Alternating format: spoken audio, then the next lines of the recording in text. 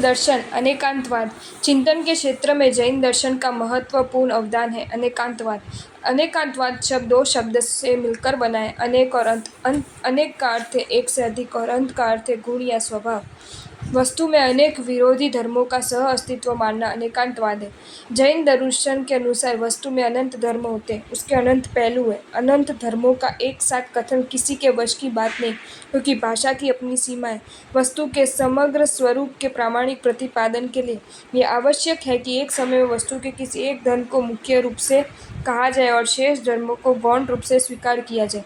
इस मुख्य और गौण भाव को अर्पणा और अनर्पणा भी कहा गया। इसलिए तत्वार्थ सूत्र में कहा गया, अर्पितानर्पित सिद्धे। मुख्य और गौण भाव से अथवा अपेक्षा या अनपेक्षा से वस्तु तत्व की सिद्ध होती है। अनेकांतवाद वस्तु तत्व को जानने का वह प्रकार है जो विवक्षित उस समय कहने योग्य मुख्य धर्म को जानकर भी अन्य धर्मों को निषेध नहीं करता, उन्हें गौण या अविवेक्षित कर देता है। एक व्यक्ति कवि है, लेखक है, वक्ता है, चित्रकार है, संगीतकार है और भी न जाने क्या क्या है। कविता गोष्ठी में उसका कवि रूप सामने आता है, पर उस समय उसकी दूसरी विशेषताएं समाप्त नहीं हो जाती। उसके लिए कोई ये कहे कि वह कवि ही है, अन्य कुछ भी नहीं, तो इस कथन में सत्यता नहीं रहती। इसलिए स्याद्वाद को समझने वाला व्यक्ति कहेगा कि एक अपेक्षा से वह कवि है, किंतु अन्य अपेक्षाओं से वह वक्ता, लेखक आदि भी है। इस प्रकार वस्तु में जो नित्य, अनित्य, भेद, अभेद, सामान्य, विशेष आदि विरोधी धर्म प्रतीत होते हैं, उन्हें यदि अपेक्षा भेद से देखें तो वे विरोधी नहीं प्रतीत होते। अन्य दर्शनकारों ने अनंत धर्मात्मक वस्तु के एक एक धर्म को पकड़कर उसे ही समग्र वस्तु मान लेने की भूल की है।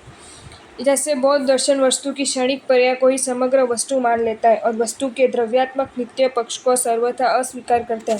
वेदांत एवं सांख्य दर्शन वस्तु को सर्वथा निषेध करता है।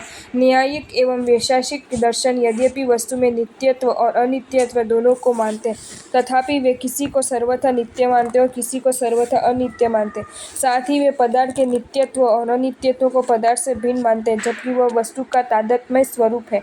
ये दर्शनकार परस्पर विरोधी और एकांगी पक्ष को लेकर परस्पर विवाद करते हैं। उनका ये विवाद अंध न्याय की तरह है। जैसे 5 अंधे व्यक्तियों ने हाथी को जानना चाहा। पहले अंधे ने हाथी के पैरों को पकड़ा और कहा, हाथी खंबे जैसा होता है। दूसरे अंधे ने हाथी को पूंछ को पकड़ा और कहा, हाथी खंबे जैसा नहीं अपितु रस्सी जैसा होता है। तीसरे ने हाथी के मध्य भाग को छुआ और कहा, हाथी तो दीवार जैसा होता है। चौथे ने उसकी सूंड को पकड़ा और कहा, हाथी तो पेड़ की शाखा जैसा होता है। पांचवें ने हाथी के कान को पकड़ा और कहा, हाथी न खंबे जैसा होता है, न दीवार जैसा, अपितु वह तो छाछ जैसा होता है। विवाद बढ़ गए। एक समझदार व्यक्ति ने उन सबकी बातें सुनी और वह बोला, भाइयों, आप सभी ने सही जाना है, परंतु वह अपूर्ण जाना है। हाथी खंबे जैसा भी है, रस्सी जैसा भी है, दीवार जैसा भी है और पेड़ की शाखा जैसा भी। अब आपने हाथी को एक एक अवयव के पकड़कर वैसा समझ लिया। वास्तव में हाथी का सही स्वरूप तब बनता है जब आप सबकी बातों को जोड़ दिया जाए और आप सब एक दूसरे से सहमत हो। एक एक अवयव अलग अलग रहकर शरीर नहीं कहा जा सकते, पूरे अवयव संयुक्त रहकर ही शरीर की संज्ञा पाते हैं। वैसे ही आप सब लोगों का संयुक्त कथन ही हाथी का सही रूप है। अलग अलग कथन सब मिथ्या है। अलग अलग अंश वस्तु का समग्र स्वरूप नहीं, अपितु अंशों का समन्वित स्वरूपी वस्तु है। इस तरह जैन चिंतकों ने विरोधी धर्मों का एक साथ होना असंभव नहीं माना, विरोधी विचारों को स्वीकार ही नहीं किया, अपितु उन विरोधी विचारों के बीच भी समन्वय स्थापित करने का प्रयास किया है। प्रसिद्ध विद्वान उपाध्याय यशोविजय ने ज्ञानसार में कहा है, सच्चा अनेकांतवादी किसी भी दर्शन से द्वेष नहीं कर सकता। वह एक नयात्मक दर्शनों को इस प्रकार वात्सल्य की दृष्टि से देखता है जैसे कोई पिता अपने पुत्रों को देखता है। अनेकांतवादी न किसी को न्यून और न किसी को अधिक समझता है, उसका सबके प्रति संभाव होता है। वास्तव में सच्चा शास्त्रज्ञ कहलाने का अधिकार वही है जो अनेकांतवाद का अवलंबन लेकर समस्त दर्शनों का संभाव रखता हो। मध्यस्थ भाव रहने पर शास्त्र के एक पद का ज्ञान भी सफल है, अन्यथा कोटि कोटि शास्त्र को पढ़ लेने पर भी कोई लाभ नहीं होता, क्योंकि जहाँ आग्रह बुद्धि होती है वहाँ विपक्ष में निहित सत्य का दर्शन संभव नहीं होता। अनेकांत दृष्टि को न केवल शास्त्रों तक सीमित रखना चाहिए, अपितु जीवन व्यवहार में भी उतारना चाहिए। यदि जीवन व्यवहार में अनेकांत दृष्टि आ जाती है तो सर्वत्र शांति शांति प्रतीत होने लगती है।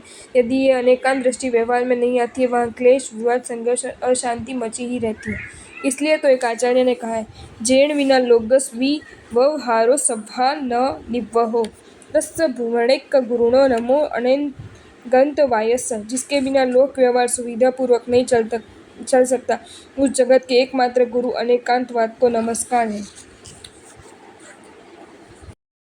आपको ये वीडियो अच्छा लगा हो तो इसे लाइक करें और शेयर करें, और ऐसे ही नए नए वीडियोज़ देखने के लिए सब्सक्राइब करें हमारी channel Jain facts and stories को।